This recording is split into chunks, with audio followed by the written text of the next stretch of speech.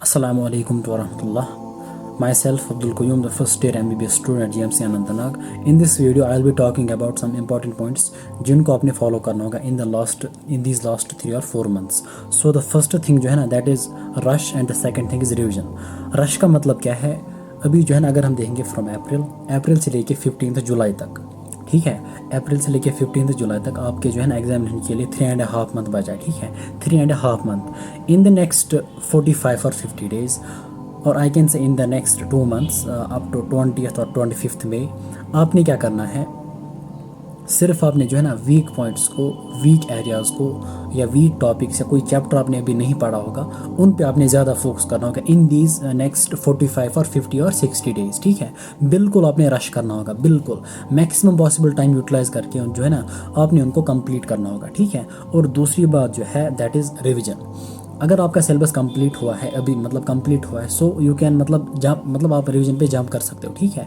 But अगर आपका complete नहीं हुआ है, सो इन द नेक्स्ट 40 और 45 डेज जितना भी कंप्लीट होगा 70%, 80%, 90%, 100% जितना कंप्लीट होगा रिविजन्स पे आ जाओ, ठीक है। Revisions are very very important. अगर आप उसके बाद भी जो है ना सिलेबस कंप्लीशन की तरफ जाओगे तो रिविजन्स के लिए आपको उतना टाइम नहीं मिलेगा, ठीक है, because revisions are very very important. और रिविजन्स के लिए आपने in the end 50 days 40 days बिल्कुल देने होंगे, ठीक है।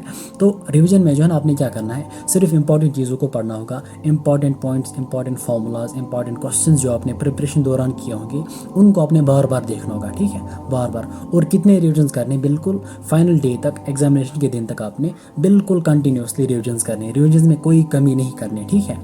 और जब भी आप रिविजन करोगे किसी चीज़ का, उस पॉइंट को बिल्कुल आपने डीप फोकस और डीप कंसंट्रेशन के साथ पढ़ना होगा, ठीक है, deep focus and deep concentration. ऐसा नहीं है कि आपने किसी पॉइंट को आंखों से देखा, किसी फॉर्मूला को बस ऐसी आंखों से देखा और आपने जो है ना पेज टर्न किया, ऐसा नहीं है, बल्कि आपने बिल्कुल with deep focus and deep concentration एक पॉइंट को जो है ना 5 बार 6 बार और 7 बार पढ़ना होगा। यानी जब तक ना वो अच्छे से आपके दिमाग में रहेगा तब तक आपने उस पॉइंट को पढ़ना होगा, ठीक है। और जो कोई भी चीज़ आपको दिमाग से बाहर निकलेगी, जो चीज़ रिटेन नहीं होगी उसको आपने बार बार पढ़ना होगा, ठीक है। और दूसरी बात यह है कि आपने इन द लास्ट 30 और 45 डेज मॉक टेस्ट और प्रैक्टिस पेपर्स को सॉल्व करना होगा। बिल्कुल फुल सिलेबस टेस्ट जो होते हैं ना आपने उनको प्रैक्टिस करना होगा। आपने देखना होगा कि आपका जो है ना स्कोर कितना आ रहा है, आपका अभी कौन सा एरिया वीक हो रहा है, या जहाँ पे आप लैग कर रहे हो, कहाँ पे स्कोर कम आ रहा है, ठीक है, किस पोर्शन में, किस सब्जेक्ट में कम स्कोर आ रहा है। और आपने जो है ना टाइम भी देखना है कि कितने टाइम में जो है ना बायो का पेपर सॉल्व हो रहा है, केमिस्ट्री का पेपर, फिजिक्स का पेपर, ठीक है। और आपने जो है ना OMR को ऑफलाइन ही फिल करना होगा, चाहे आप ऑनलाइन टेस्ट दे रहे हो या ऑफलाइन। अगर ऑफलाइन दे रहे हो तो ऑब्वियसली आप ऑफलाइन ही OMR को फिल करोगे, ठीक है। लेकिन अगर आप ऑनलाइन टेस्ट सीरीज दे रहे हो तो आप खुद से जो है ना टेस्ट के बाद जो है ना आपने खुद से OMR को ऑफलाइन फिल करना होगा, बिकॉज आपका एग्जामिनेशन ऑफलाइन मोड में, ठीक है। So these are the 2 things, rush and the revision. उसके बाद कुछ और इंपॉर्टेंट पॉइंट्स जो आपने स्ट्रिक्टली इनको फॉलो करना होगा इन दीज लास्ट 3.5 मंथ। पहला पॉइंट ये है कि analyse your preparation on daily basis.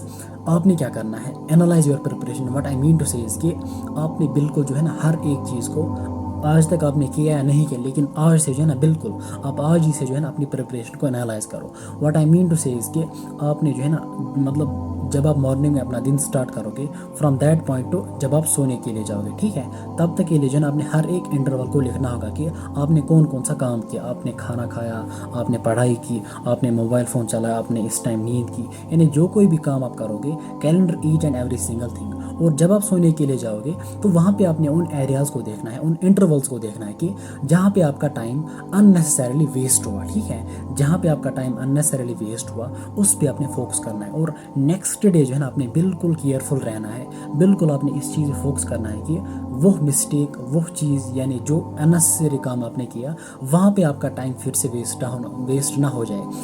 कहने का मतलब यह है कि कोई भी मिस्टेक आपने नहीं करनी इन दीज लास्ट 3.5 मंथ, बिकॉज आपको ये चीज़ पता होगा कि अक्सर जो है ना स्टूडेंट्स जो है ना इन्हीं लास्ट 3 या लास्ट 2 जितना भी टाइम बचता है ना लास्ट में, बहुत सारी मिस्टेक्स करता है, स्ट्रेस में चला जाता है, ठीक है, नेगेटिव ज़्यादा सोचता है, ओवर थिंकिंग में चला जाता है, टाइम अननेसेसरीली वेस्ट करता है। और आपको ये भी पता होगा कि अगर आपकी सिलेक्शन लास्ट ईयर नहीं हुई मी। तो रीज़न कोई ऐसा नहीं था कि आपको पढ़ाई के लिए टाइम नहीं मिला, रीज़न ये होगा कि आपने लास्ट मंथ्स में एग्जिट नहीं किया, लास्ट मंथ्स में आपने जो है ना मतलब आप लीनियंट रहे, आपने फोकस नहीं किया। तो इन चीज़ों को आपने दिमाग में रखना है कि आपने कौन कौन सा ऐसा काम सपोज लास्ट ईयर भी किया होगा, कौन कौन सी मिस्टेक की होगी, उनको आपने देखना है कि कोई रिपीट तो नहीं हो रही, ठीक है। तो इन जनरल आपने एनालाइज करना है कि कोई मिस्टेक तो नहीं हो रही है या कोई मिस्टेक रिपीट तो नहीं हो रही, ठीक है।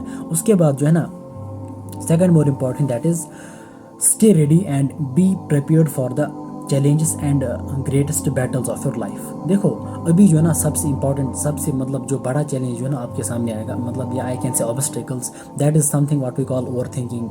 नेगेटिव थॉट्स आएंगे, आप स्ट्रेस में चले जाओगे, एंजाइटी में, एग्जाम का प्रेशर होगा, ठीक है। बिकॉज विथ टाइम जो है ना आप एग्जामिनेशन के नज़दीक जा रहे हो और ऑब्वियसली प्रेशर बिल्ड हो रहा है, लेकिन आपने जो बिल्कुल आपने रेडी रहना है उस चीज़ के लिए। हर एक चीज़ को आपने एक्सेप्ट करना है ना पॉजिटिव वे। आपने ऐसा नहीं है कि अगर आप अंडर मतलब सपोज अगर आप स्ट्रेस ले रहे हो या कोई ऑब्स्टिकल आपको आ रही है, तो आपने हर एक चीज़ को खुद पे जनरलाइज नहीं करना है। मतलब आपने क्या करना है कि आपने ये मतलब आपका ये अप्रोच होना चाहिए कि ये जो ऑब्स्टिकल्स जो होती हैं, whether it's stress, whether it's negativity, whether it's over thinking, whether it's hater even, ठीक है, आपने ये चीज़ देखना है कि यार ये हर एक के साथ होता है। कोई भी नीट एस्पिरेंट, कोई भी जो सीरियस स्टूडेंट होता है उसके रास्ते में जो है ना हर तरह के ऑब्स्टिकल आते रहते हैं, ठीक है। तो इट्स नॉट कि आप ये बोलो कि वाई मी, सिर्फ मेरे साथ क्यों हो रहा है, लास्ट ईयर भी यही हुआ, आज भी हो रहा है, ये हर एक के साथ हो रहा है, ठीक है। सो ट्राई टू मतलब बिल्कुल रेडी रहना है। जब भी देखो, जब आप ये चीज़ एक्सेप्ट करोगे कि हर एक के साथ ऐसा होता है, तो नेक्स्ट टाइम जब भी आपको कोई स्ट्रेस मतलब लाइक प्रॉब्लम है, एंजाइटी या ओवर थिंकिंग जैसी प्रॉब्लम आएगी, नेगेटिव थॉट आएगा, तो वहाँ पे आपको ज़्यादा प्रॉब्लम नहीं होगी, क्योंकि आपने पहले ही दिमाग में इस बात को रखा होगा कि ये हर एक के साथ होता है। जब हर एक के साथ होगा ना तो आप उतना ज़्यादा परेशान नहीं हो जाओगे, ठीक है। So stay ready and be prepared for the greatest battles of your life. इसका मतलब ये कि सपोज अभी जो 3 मंथ्स या 3.5 मंथ्स जो है ना, make these 3 months the best months of your life. Best month मतलब जितना ज़्यादा आप एक्सर्ट कर सकते हो।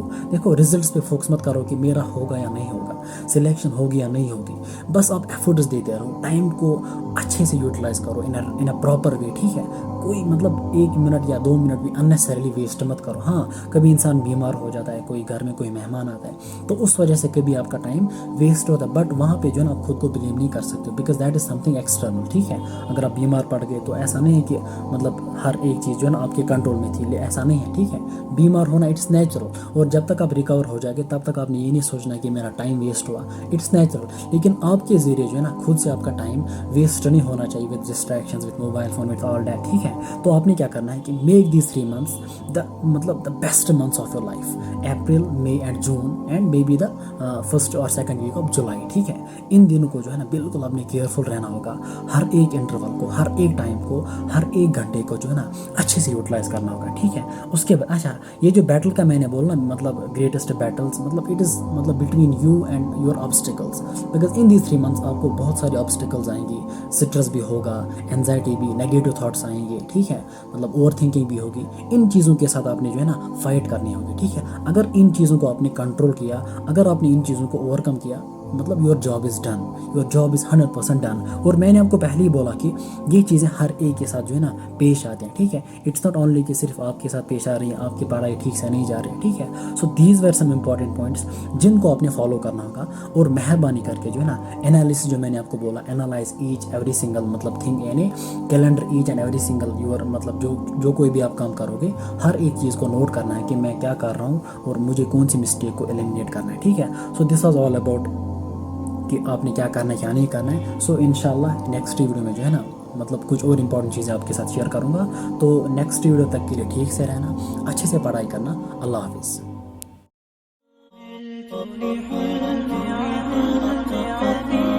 عملت لحلمي عملت كثيرا وها قد حصل وها قد حصل سهرت تعبت وقد طاب ذا اليوم حلو السماء عملت لحلمي عملت كثيرا وها قد حصل